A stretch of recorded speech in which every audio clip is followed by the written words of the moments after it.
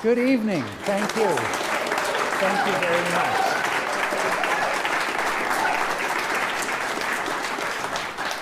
Schumann, born in 1810 in Zwickau, in Saxony, grew up in a household of books. His father, August Schumann, was a bookseller and a writer, and so Schumann grew up not only hearing music, but reading voraciously. This, for the whole time that he was sane, and that wasn't all of his life, this was a huge part of his life, reading and writing. When we think of the Romantic period, we think of music suddenly having more of a connection with literature. Bach composed week after week, masterpiece after masterpiece, but he wasn't deeply influenced by things that he read. Mozart wasn't deeply influenced by things that he read. Beethoven actually was influenced by a couple of poets. But suddenly, in the Romantic period, Chopin and Mendelssohn, who were both born just within a year before Schumann, suddenly everyone is feeling this connection between the arts. And Schumann, I think, to a greater extent than any of the other Romantic composers, embodied this.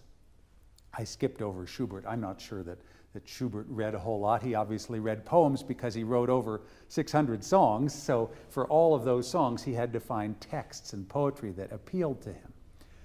Schumann began life as a pianist, and by the time he was 7, he was composing. What was interesting about Schumann's composing, two things were interesting. One was that he never had a teacher. He never really studied the way so many of the great composers did. He figured it all out for himself. And what he did when he sat down to improvise is he created musical sketches of people around him, his family, his friends, and everybody, apparently, even when he was a child, could tell immediately which person he was representing. Now, I love to improvise, but I'm sure if I sat down and tried to improvise one person in this room, it would be hard for all of you to guess which person I was doing. But apparently, Schumann had that talent. Now, these pieces were very short. He would be able to create in 30 seconds or a minute a portrait of a person. He was not very comfortable speaking. He was very shy. Schumann grew up in this household, as I say, reading, and quickly he developed a few particular loves. Goethe, Schiller, not so surprising, and Jean-Paul Richter, not so well known, a man whose novels had romanticism at their very heart. And the theme that Jean-Paul Richter developed more and more was the person who, at the same time, was two people. Well, the blessing and the curse of Robert Schumann is he was at least two people most of the time. And he recognized at an early age that there was something not normal about his mind. This ran in his family. He had a sister who also went mad. He had a child who went mad. It was nothing new in the Schumann clan. But Schumann, quite sensibly, discovered early on that he could use literature and use music to calm some of the fury he felt inside when he was swinging wildly from being one person to another. Now, psychology was not in the 1820s or 30s or 40s what it is today. And so there was really nothing that Schumann or anybody with these conditions could do, except when it got bad enough, they went into an insane asylum.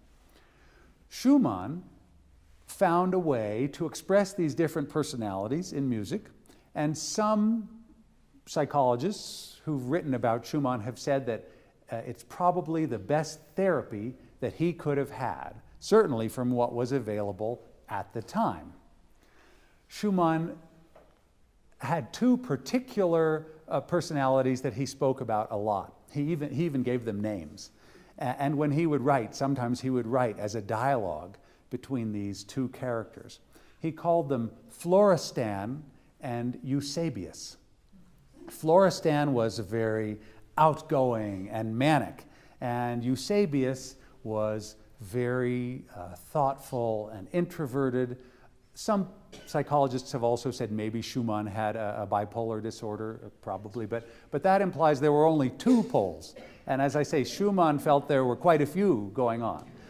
So part of his gift was probably that when he was creating a musical improvisation that represented somebody, he actually became that person and could compose or improvise being that person, not just as an outsider trying to observe that person.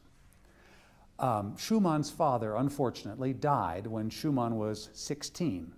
And so, although Schumann had been dreaming that he would become a musician, his mother was not interested in that.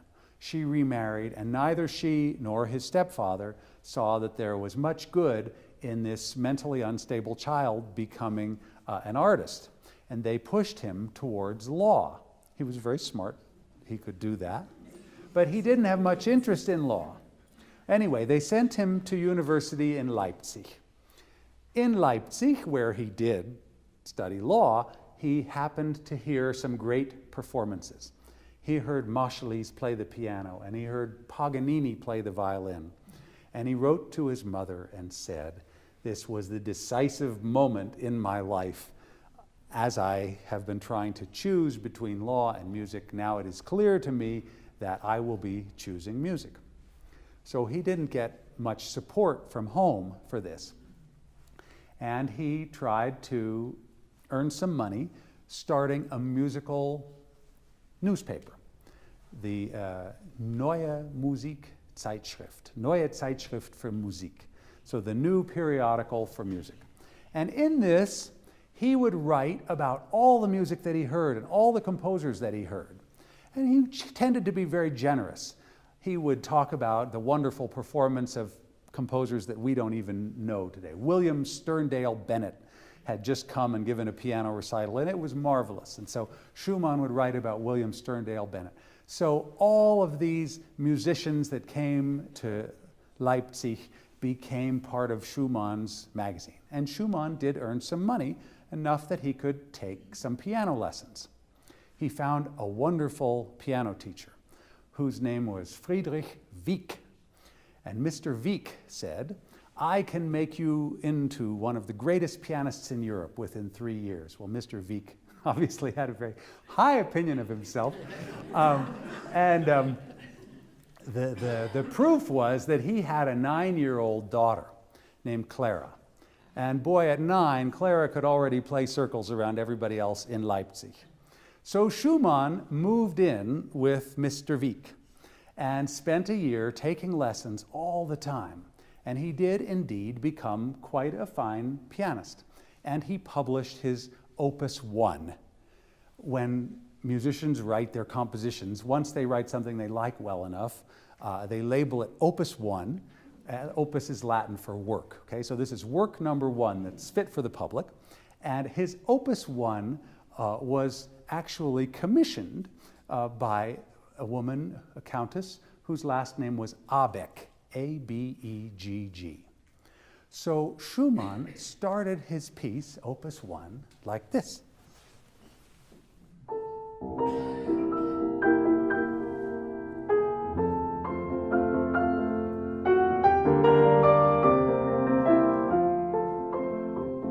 Well, if you know the German musical alphabet, it doesn't go A, B, C, D, E, F, G. It goes A, B, C, D, E, sorry, it goes A, H. We call B natural H in German. I don't know why that is so, but B is B flat to us. So the letters A, B, E, G, G actually are this. And the piece was...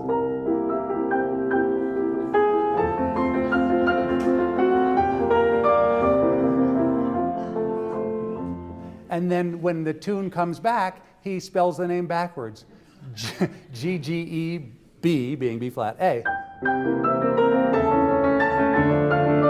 I don't know if Countess Abegg ever even realized that, But that's the theme, and then there are virtuoso variations.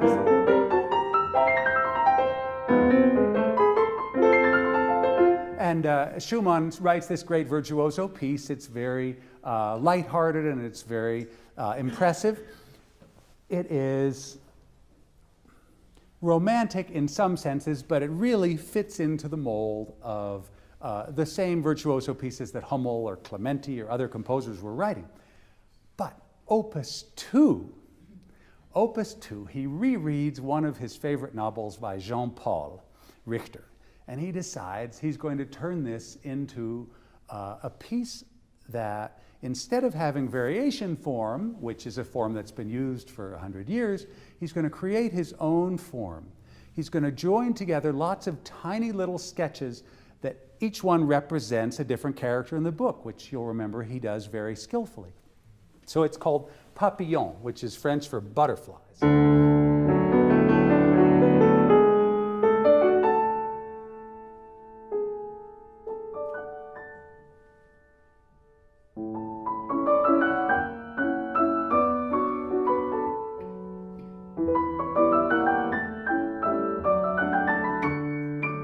And each little sketch represents a different person with a different character.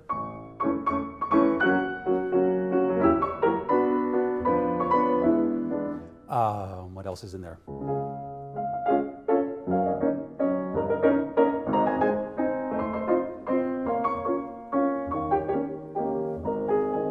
So Schumann has really developed a whole new musical form.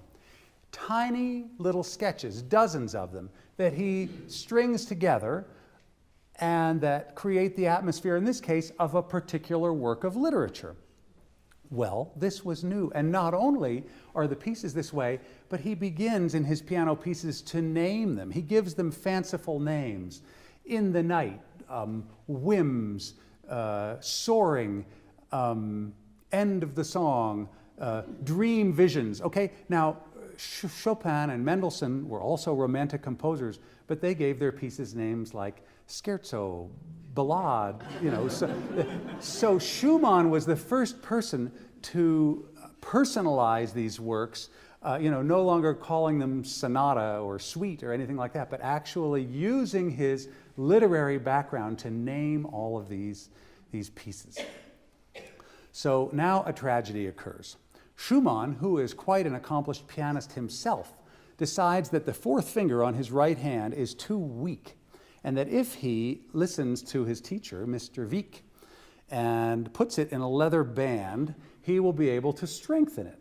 Well, instead, he tears all the tendons in his hand and goes to a surgeon who, this is this advanced state of medicine in 1831, cuts all the tendons around the finger, and then has Schumann do a cure where they slaughter a pig and Schumann sticks his hand inside the bleeding animal because the vitality from the pig is supposed to restore.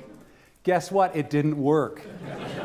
So here's Schumann, now no longer able to play the piano. However, this tragedy had a repayment. Yes.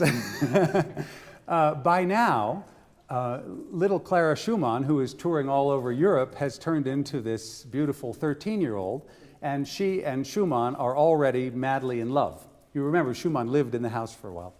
And now he's trying to get back in the house, and Mr. Wieck is doing everything he can to keep Robert out of the house. Because obviously Robert is now no longer going to be a concert pianist. The pig treatment didn't work. And what's more, everyone knows about his mental condition. He's already tried to kill himself once by jumping off a bridge when his sister died. And so Schumann is not the ideal son-in-law. And, with all due respect, I think Mr. Wieck was right. You wouldn't want to throw away your daughter. And let's say Clara Wieck was the apple of her father's eye. She was immensely talented. She was already giving concerts all over the place. So Schumann now has to secretly see Clara whenever he can. And so he travels around, hanging around in coffee shops, smoking cigars, drinking coffee, drinking lots of things actually, and just hoping to catch a short glimpse of her when she leaves the concert hall. So they have this very intense relationship with not a lot of actual contact. On the other hand, this spurs Schumann to write a lot of music, and it feeds his passionate soul. Much of the music he now writes has some relation to Clara. His Opus 3 is a set of Paganini variations that only she can play. His Opus 5 is based on an impromptu that she wrote. Oh, did I mention she also was a good composer? So here's this fantastically talented, young, beautiful woman, and Robert Schumann, who is 8 or 9 years older than she is. So he composes a piece called The Dances of the Band of David. What, you will ask, is the Band of David? Schumann is still writing his magazine. He invents a society called the Band of David, an imaginary group, not hard for a person whose mind, an imaginary group of people, including living and dead people, that includes Berlioz, whom he admired, Paganini, whom he admired very much, Bach, who of course wasn't subscribing but was part of the group, and all the Band of David together opposed what Schumann called the Philistines. The Philistines were the people who didn't see the value of good new music. So the Band of David got a suite of 18 pieces, all written not by Schumann but by Florestan and Eusebius. So Schumann just channeled them, and in they came, and they wrote these pieces. And he actually signs the pieces, all by Florestan and Eusebius, and even writes in between what Florestan and Eusebius are thinking. He'll say, Florestan's eyes shone as he said this next part, and then comes, piece number 13. And Eusebius's lip trembled as he said the following. So the opening of this whole suite of pieces, the Dances of the Band of David, the Davids Bündlertänze, is a theme by Clara.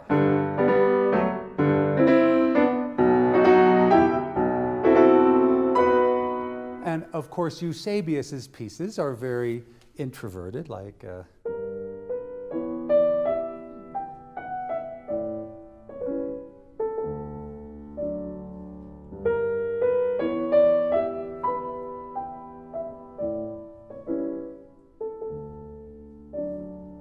whereas Florestan's pieces are very exuberant and almost manic.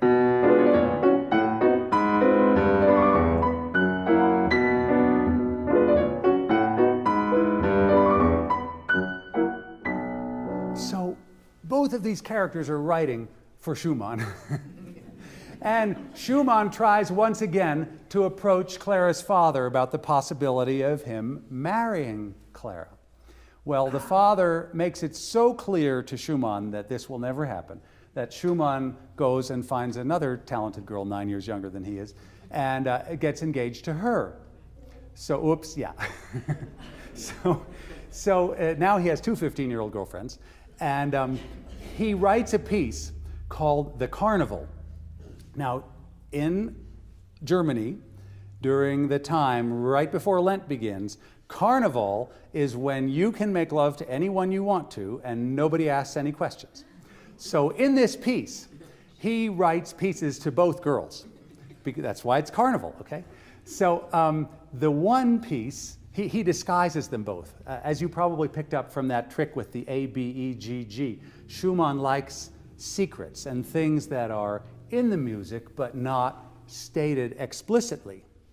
So there are two different women, Clara, whom he calls Chiarina, and Ernestine von Fricken, whom he calls Estrella, and they both have movements named after them in this gigantic carnival. He also takes the letters of the city where Ernestine von Fricken lives in a German village called Asch, A-S-C-H. Now, in German, again, the note names aren't the same. So they call E flat S, and they call A flat As, A-S. So A flat is As, and then C, the letter C is C, and H, as I said, is B natural. So we have, and then the letters in Schumann's name that belong to the German musical alphabet are S, C, H, A. same letters as an ash, but switched around. And so he says S is E flat, C, H, A. So the whole piece, the whole half-hour piece is built on those little motifs. Now, if you don't know that, you'd never guess it. And if you didn't know that Chiarina was really Clara Wieck, you'd never know it. And if you didn't know that Estrella was really Ernestine von Fricken. But here's Clara's piece.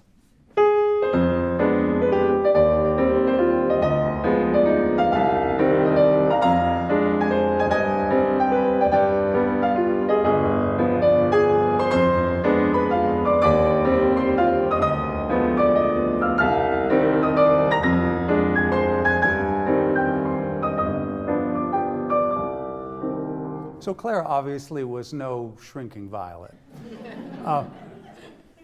Ernestine's piece goes like this.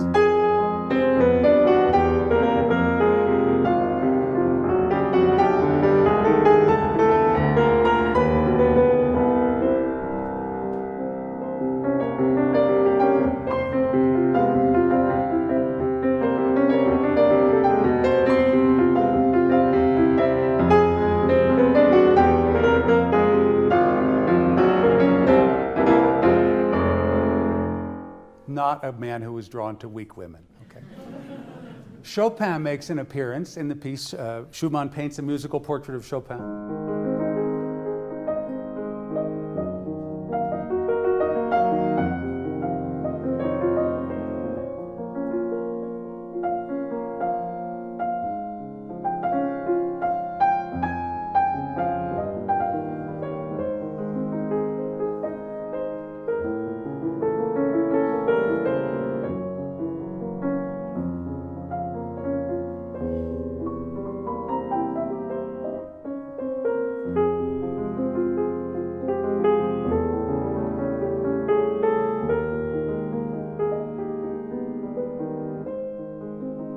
And he ends the whole piece with a confrontation between the band of David, you remember who they were, and the Philistines. So the band of David comes in a very proud Germanic way.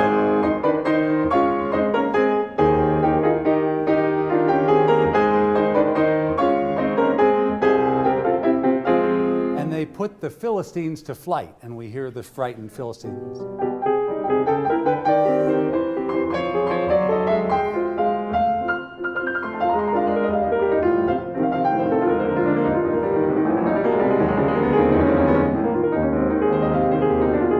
So then the happy band of David is the triumphant.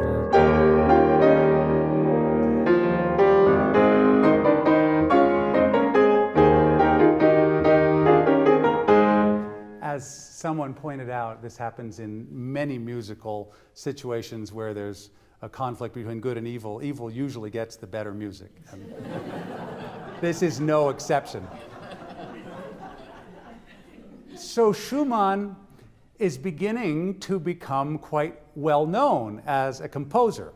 And he thinks that perhaps he will be able to convince Father Wieck that he would actually be a suitable husband after all. Father Wieck starts a restraining order and says Schumann may never come near the house. And at this point, Schumann feels that the only thing to do, remember he'd studied law for a little while, was to take the whole thing to court. So a battle ensues, years long. Finally, the only thing that helps Schumann is that he realizes once Clara is 21, she will be free to do whatever she wants. But there's still a few years between then and when Schumann he will be 30 at that time. So Schumann continues to write these pieces that are so full of longing. And, perhaps for us, it's better that he had to suffer through those years because the music that comes out is fantastic. All of this music is piano music. He, of course, can't play it himself anymore, but he has every bit of knowledge how to write for the piano, and he knows that ultimately Clara will play these pieces. He's writing them for her even when she can't get her hands on them. So he writes a set of pieces called Fantasiestücke, fantasy pieces. Now you'll probably see why this is in keeping with the Schumann you've been hearing about. He doesn't like to write in traditional forms. He loves to create these short pieces that somehow create all these different moods. And once again, you can hear very distinctly the difference between the pieces written by the Florestan side of his personality and the Eusebius side of his personality. Actually, I'm going to jump back to Carnival for 1 second because there's actually a piece in Carnival called Florestan.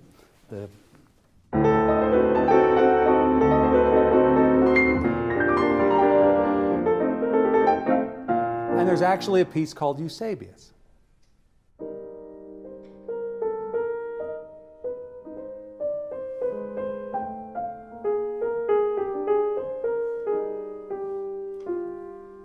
So Schumann is openly saying these are the two characters who dominate my mind. He decided that when he tried to appeal to Clara's father, that he would say that he had found balance to his mental illness. And Clara's father, I guess, had enough of a conversation to say, yeah, and just what is that? And Schumann said, it's a whole other character that is taking over my mind.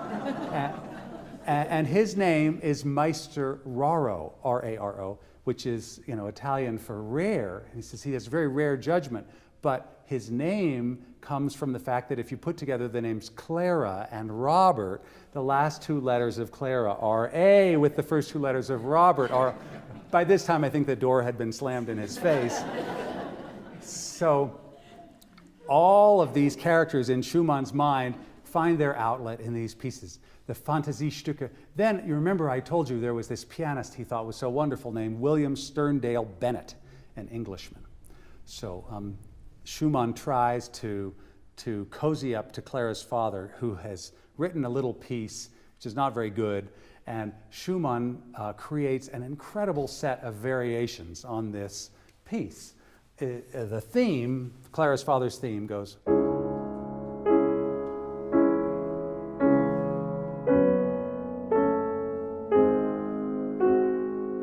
You can see why Schumann's personality didn't appeal to him. So from this, Schumann comes up with amazing. Yeah, and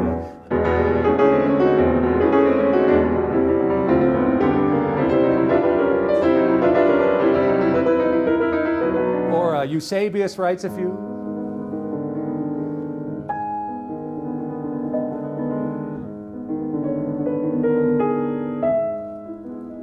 He writes a finale to this suite dedicated to his friend William Sterndale Bennett, and it incorporates a very popular British tune as a tribute to Bennett.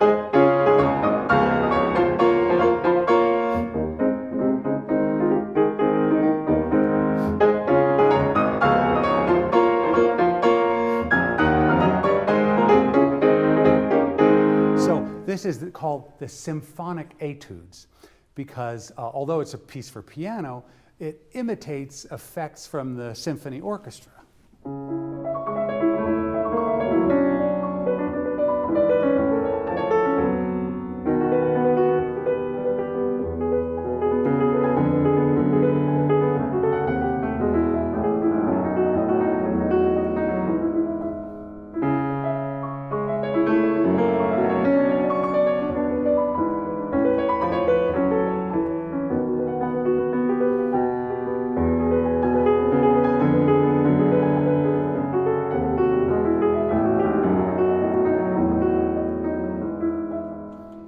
Schumann has never written for the orchestra. He's not even tempted by it. He doesn't write for instruments. He's just writing for the piano.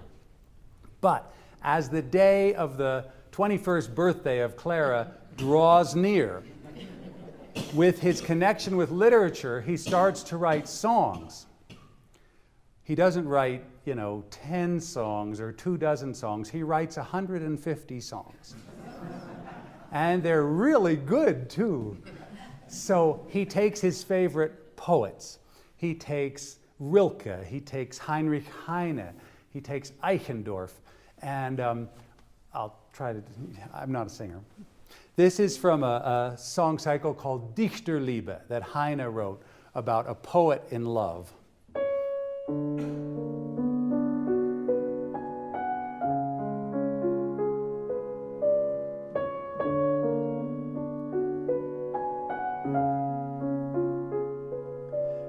Im wunderschönen Monat Mai, als alle Knospen sprangen, da ist in meinem Herzen die Liebe aufgegangen.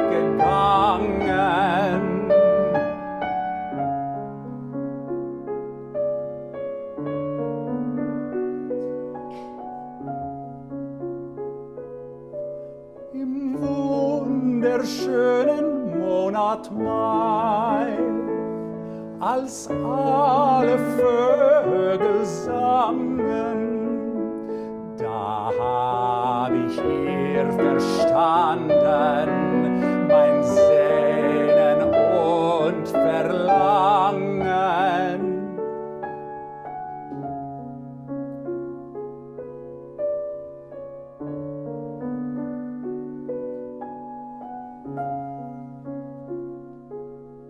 And the songs go right into each other. Aus meinen Tränen sprießen viel blühende Blumen hervor.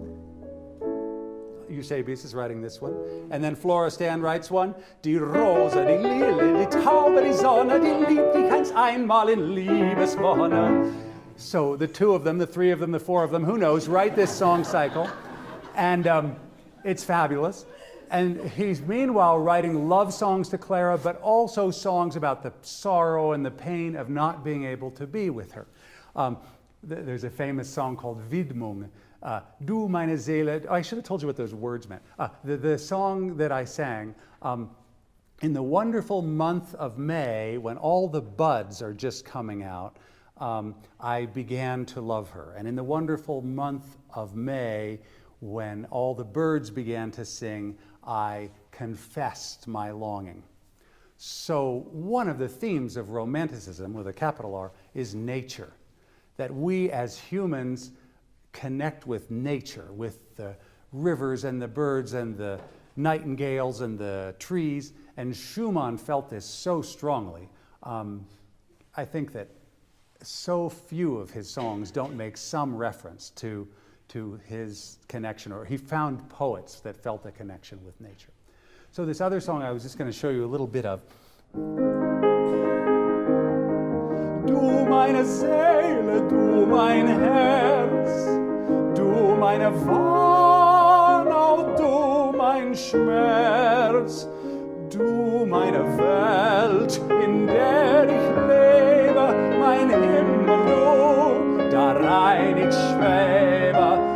And he builds a song saying, you're my joy, but you're also my pain. You are everything I need, but you're also the thorn that is in my side that always moves me to something. So this was also a very romantic period concept, that love embraced the good and the bad, it embraced the joy and the pain, and many of Schumann's songs reflected this sentiment. Clara is nearing her 21st birthday. And I want to make it clear that this was not a simple decision for Clara. She loved Robert very much. She wanted to be married to him. They'd been having a passionate affair. At the same time, her father was her mentor, her teacher, and the two of them were very close. And she knew that whichever man she wound up with, the other one would be gone. The trial came to the point where Father Wieck told the jury that Schumann had severe alcohol problems, which was absolutely true, that he was mentally unstable to be married to his daughter, or in fact anybody, which was also absolutely true. And in fact, the jury finally decided in favor of Clara marrying Robert on the day before her 21st birthday, because they knew that the following day she'd be able to do whatever she wanted. And she had made it clear that she was in the courtroom to marry Schumann. The two married, they set up house. Schumann kept writing songs. He was really happy about this whole arrangement. Children started coming right away. And Clara said, now, let's talk about something. If you want to be taken seriously, does this sound like marriage? If you want to be taken seriously as a composer, you've got to write symphonies.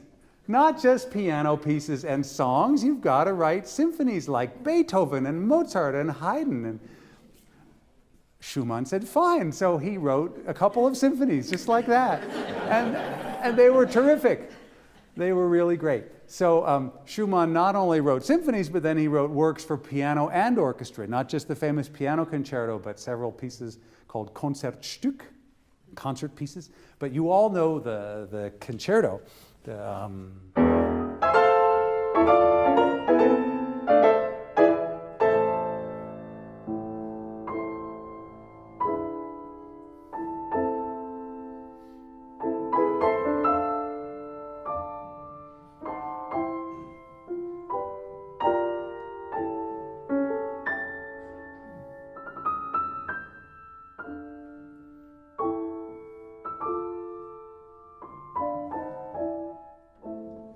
Right away, anybody hearing this piece would know this was not a piece in classical form. It's a poetic outpouring. Now, a symphony, or a piano concerto for that matter, has to have a more organized architecture than all these little piano pieces Schumann had been writing, or songs which can last anywhere from 30 seconds to a few minutes. How did Romantic composers move away from the wonderful sonata form to other forms that could still hold works of the same length together? They used thematic repetition. They took a theme and they reworked it into every mood so that that theme became the organizational kernel that held the whole piece together. If you think of Hector Berlioz's Symphonie Fantastique, he says, I have an idée fixe, I have a fixed idea. And this idea comes up in different tempi, in different keys, but recognizably in all 5 movements of that symphony. If you think of Franz Liszt, who was born just a year after Schumann, and they admired each other very much, by the way, Liszt wrote a sonata, but it's certainly not in sonata form. It has a theme which comes back over and over and unites the work. And if you went to the Lenzik on Saturday and saw Das Rheingold, you saw the first 2 and a bit hours of, 15 hours of opera, all held together by themes, Wagner's leitmotifs. So all of the Romantic composers were struggling to find other architectures to hold their much more what shall I say? They're ideas that go off in so many different directions. They're trying to express, after all, not only a wider variety of emotions, but also mystery, which is key to Romanticism, the exotic, which is key to Romanticism, and secrecy. For Schumann, secrecy was huge. Coding people's names and cities into the letters of the musical alphabet in the pieces, but other kinds of secrecy as well, that a piece might represent something that he would never tell. Tchaikovsky never told the world what is the real theme of the Pathetique Symphony. Edward Elgar has never revealed what is the enigma of the Enigma Variations. That is a very romantic concept. Schumann writes these symphonies. He becomes more famous. He writes his piano concerto, but he's still losing his mind, and he knows it. He said, I have ceased calling what afflicts me madness, which has, after all, literary romantic resonances, and I have begun to call it illness. So this is a bad moment for Schumann.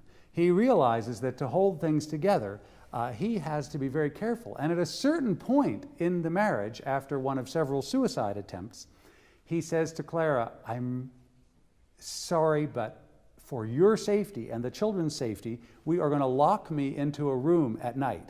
And you are going to have the key, and you are going to let me in, and you are going to let me out. And Clara's saying, okay, fine. So this gets tricky because Clara's still going on concert tours. She can't leave Robert at home with the children. So Robert and Clara go on the concert tours, and Robert has to be locked in his room every night. And somehow they have to figure out a way to deal with this difficult situation. They move to Düsseldorf because Schumann believes that a change of environment may help him. And he takes a post as a conductor. He writes, of all of his 4 symphonies, what I think most people consider the greatest one, the Rhine Symphony. He's now living by the Rhine. And the Rhine is not only a beautiful river, but it is iconic of the best of Germany to souls in the 19th century. And so he writes the Rhenish Symphony. So I can do this.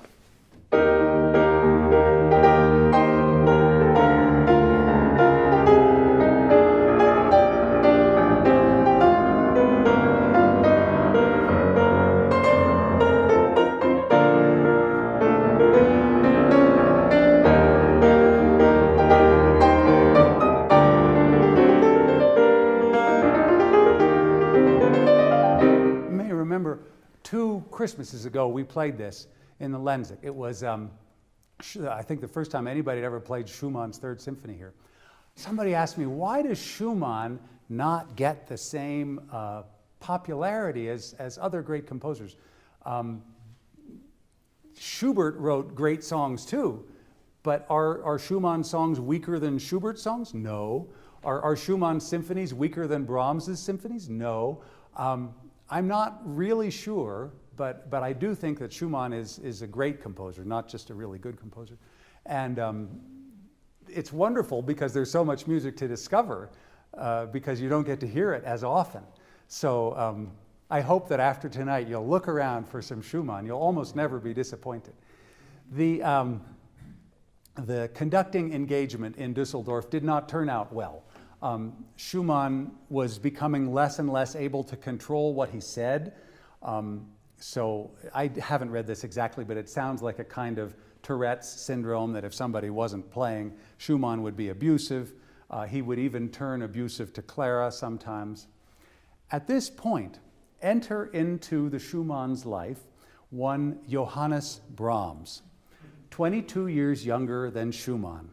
And Schumann is completely taken with this young man and his great music, and he really comes out of his mad state for a little while because he's simply so excited that there's another composer who he's excited about, the way he was when Chopin had first come to his attention 20 years before, when he said to the world, "Hats off, gentlemen, a genius." So Brahms becomes an intimate of both Robert and Clara. And the three of them are inseparable. But then one day, Schumann is walking home and he decides to throw himself off the bridge into the Rhine. And this is the most close he's come to a successful suicide. Somebody sees him, hauls him out of the river, and both Brahms and Clara don't know what to do. Schumann has to go into a mental institution. In fact, he voluntarily goes into a mental institution. He says, I'm no longer fit for anybody. Now, as I've said, psychology and medicine were not at that time what they were today. And the doctor, one Dr. Rickardt, said rather unwisely to Schumann, you should not write any more music. It's bad for you. So Schumann may have composed in his head, but not another note came out of him. And needless to say, the deterioration accelerated rapidly from that point. He also said to Clara, you may not come to visit him. So for 2.5 years in this institution, he never saw Clara. And Brahms moved in. Nobody knows how platonic or not their relationship was, but Brahms moved in, and while Clara was on tour, became the nursemaid to the 8 Schumann children. And some of these, I guess 2 of these children did not survive childhood, but the other 6 did. And so, you know, Brahms was there, not composing particularly because 6 kids was a full-time job for Mr. Brahms. And so from 1854 to 1856, if you're looking at a catalog of Brahms' works, you'll see there's not a, maybe that's when he wrote the lullaby, I don't know. But Brahms really was there. And finally, 2 days before Schumann died, everyone at the institution knew that this was the end. And Clara was finally allowed to see him. And that was how that was handled. Crazy. Schumann, toward the end of his life, before he went into the institution, did write some pieces. And these pieces got bad press for a long time. Oh, well, he wasn't really able to write anymore. I can't say I agree with this. In fact, if you go to Christopher Taylor's recital, they all go, aha! If you go to Christopher Taylor's recital, he's going to play one of Schumann's very last piano cycles. And it has 8 short movements. It sort of harkens back to the old style. Scenes from the woods, nature. And at one point, there's a bird, a prophet bird, not just any bird.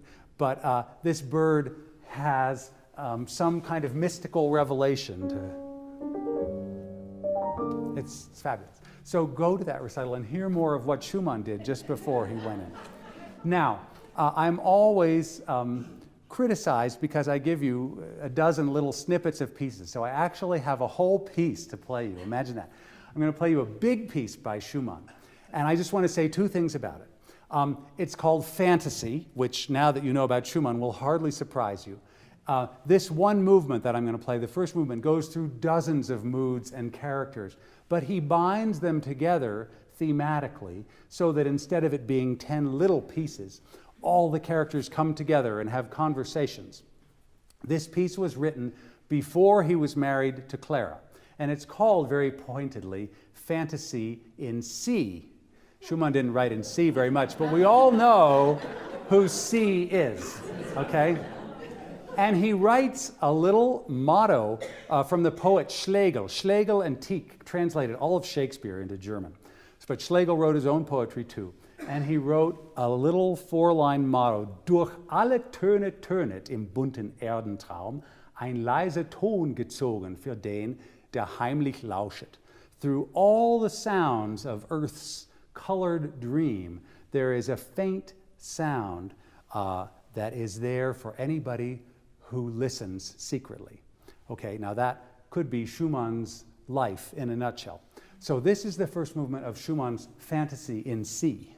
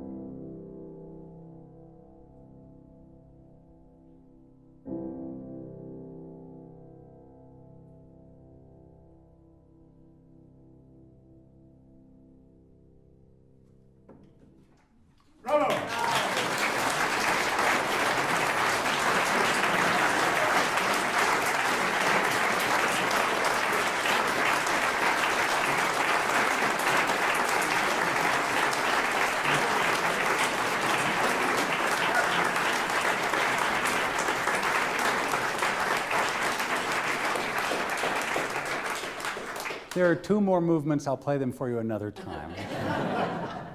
Does anyone have any questions about Schumann before we go eat more cookies? Yes, Jeff. Questions about Schumann symphonies, which is that I'm more wondering your opinion than anything else. Do you think the way he orchestrated them makes it harder to get the intonation? That's a famous question. I don't know if everybody heard this. Schumann had never orchestrated before. So did the orchestration, in other words, the way that he used instruments to put across his melodies, make it difficult for the players? Is that in any sense responsible for the lesser fame of the pieces? Probably, but as you know, Beethoven's 7th Symphony is never performed by major orchestras the way Beethoven wrote it. People doctor it up and they make it sound clearer and they do all kinds of things. And Schumann symphonies have the same thing. There are parts that players use, that orchestras use, that change them and supposedly give them more clarity. But Bernstein was probably the first conductor to say, no, if you do what's intended in these symphonies, they're terrific. And he conducted Schumann symphonies everywhere. You know, they were birds of a feather, really. So he brought it to the public's attention, and I think that the Schumann symphonies are a lot more known because of Bernstein's work. Karajan, there's a great YouTube, I'm a YouTube junkie. So there's a YouTube video of Karajan conducting a rehearsal of Schumann's 4th Symphony in D minor, which is full of Sturm und Drang. And at one point he says, and here, well, we all know what happened. And he's sort of saying, well, it's not great music because the poor man went crazy. I don't think that's true at all. I think Schumann went back and rewrote it, trying to depict the very state that he was in. So maybe a person with a less clear mind, if they're orchestrating honestly, writes less clear orchestrations. I think that they're brilliant as they are. There's also a video of Michael Tilson Thomas playing one of the symphonies and showing how it's up to a good symphony orchestra to keep inner voices in their place and let the main themes come out, even if the composer has scored the inner voices thickly. And once again, metaphorically and really, Schumann had a lot of inner voices. So there was a lot of conversation going on, and I think we're hearing what was in his head. So I think we shouldn't meddle with them, and we should leave them the way they are. Anything else? Yes? Can you say a word about Clara Schumann's pieces? They're very intelligent, but they are not the kind of music that you could hear over and over and keep finding new depth in. I think she was a very intelligent musician in addition to being one of the world's greatest pianists. But the musical themes that Schumann took were always very short, and I think he was wise. He never tried to take a long theme of Clara's and develop it into something else. I think she excelled in 4-bar inspirations. And that, after all, was the whole challenge, as I was trying to say, of Romanticism, that you have to have a structure to create anything more than a few bars. And Schumann really invented, more than anybody else, that structure for himself. And more than Mendelssohn, certainly, or Beethoven, or Chopin. He was self-taught. He just found his own way without... He said the only person that taught me counterpoint was Jean-Paul, this novelist, because he loved the way the characters kept weaving back and forth with each other. But he never had a particularly good music teacher except the man who helped him ruin his hand. So, Wieck wasn't teaching him about music. He was just teaching him how to play the piano. So Clara gets revived. There's a cello concerto and there's a piano concerto and there are some lovely songs. But I think she fits into that rank with hundreds and hundreds of good composers who are good composers. But it was a wonderful marriage because a great pianist married a great composer. And she went on living a long time after Schumann and played his music all over the world, and Brahms's music all over the world. And the tragedy, like I say, nobody knows. My personal lineage of piano teachers is that the teacher that I worked with when I went to Europe She was born in 1899, and her teacher had been a pupil of Clara Schumann and Brahms. So I got all this, and her teacher always said, no, there was nothing there, nothing. But, I don't believe that necessarily. In any case, Brahms and Clara Schumann were as close as two people could be for the rest of their lives after Schumann's death, which was another 40 years. And when Clara Schumann finally died, and she was quite old by then, Brahms followed within months. I mean, there was nothing left for him after that. So there's no question that they were incredibly close and that he relied on her. Somebody calculated that out of the 122 opus numbers that Brahms left, in other words, he burned a lot, and everything that he thought was really good, he let us have. 82 of those were vetted by Clara Schumann before they went to the publisher. So, he completely trusted her artistic judgment. Yes? How old was he when he died? Brahms or Schumann? Schumann. Schumann would have been 46 when he died. And the actual cause of death was not madness. The actual cause of death was that he got syphilis in college, and it was never cured. But as often happened, the symptoms would disappear for a long time, but then they would resurface. So sometime during his 2.5 years in the mental institution, the symptoms started to come back, and the cure was mercury, which was about as good as putting your hand in a pig or all the other things that they would do. That means Clara had it too, most likely. I have never heard that. I'm not sure. We don't know about Brahms. Don't you say that. Yes? I actually just read that Schumann probably would have reached a stage where he was no longer contagious by the time that he and Clara were married. Oh, okay. Thank you. Yeah. He said that by the time they married, because Schumann had to wait so long, that he wouldn't have been contagious anymore. Now, again, we don't know how much was going on before they were married, in spite of Wieck's attempts to keep Schumann well away from his daughter. Although she sounds fairly fertile with 8 children. Yes, and in fact, there is a Schumann family, still direct descendants alive in the United States, in New Hampshire, yeah.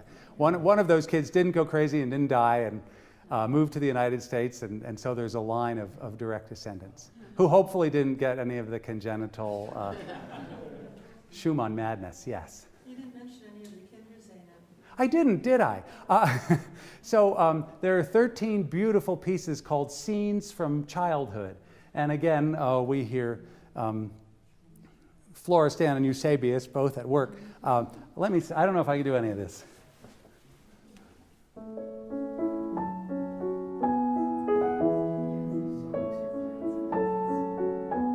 You all know that's not quite the right harmony, don't you? But it's very similar to that.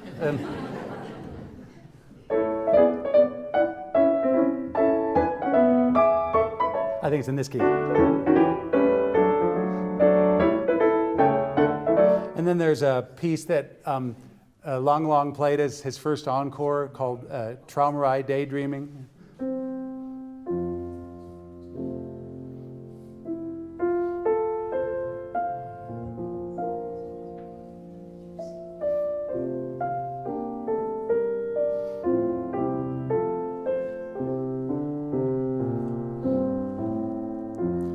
The musical letters from Clara's name are hidden in this piece, C-A-A. And then the poet speaks at the end. So it was wonderful that Schumann, at the same time he was writing that passionate fantasy, was already writing scenes from childhood. And of course, this was before he had any of those 8 children. So this was a purely poetic, imaginary childhood he was thinking about. Yes? During what part of his life was the Kreisleriana written? 1836, so he would have been 26 or 27 years old.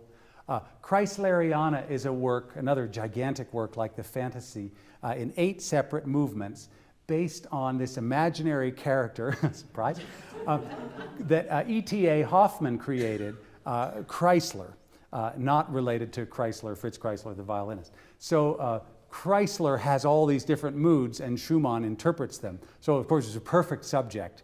And I'd say E.T.A. Hoffmann, who's responsible among other things for the story of the Nutcracker, was right up there with Schumann's favorite writers. He wrote a lot about fantasy and magic and seeing things, but having the things you see not really be the things that are there. Wonderful, wonderful, another wonderful piece. Yes, sir. Did some musicologists decode Schumann after his death, or did he just... Schumann was an incredible journalist. He and Clara both kept private journals, and then they kept something together called the Marriage Journal. If you want to know every detail, it's not about Brahms, but everything else is in the Marriage Journal. So, you know, if he wrote something from the time he was a teenager, he was keeping journals. And he was telling all about it. The journals were found later, and now musicologists have a field day because there's so much information from the horse's mouth. You know, it's amazing how much we lose when you think that Schubert, you know, I said, when Clara said, Robert, write symphonies, she wasn't thinking of Schubert because even though everybody revered Schubert for the songs and a few of the chamber works, nobody knew he had written symphonies. It was Schumann who discovered the manuscript for Schubert's Ninth Symphony. And it wasn't for another 50 years when Sullivan, as in all those Mikado and Pirates of Penzance, and Groves, as in the dictionary, happened to find 4 other Schubert symphonies sitting around in a meat house in Vienna, you know, getting ready to pack up somebody's Rindfleisch. So we're really lucky that we got some of these symphonies by Schubert because nobody took them seriously and they were just sitting around waiting to be discovered. So, anyway, Schumann's journals and diaries are why we know a lot of this secret code material. Well, shall we go finish off the cookies? Thank you all very much.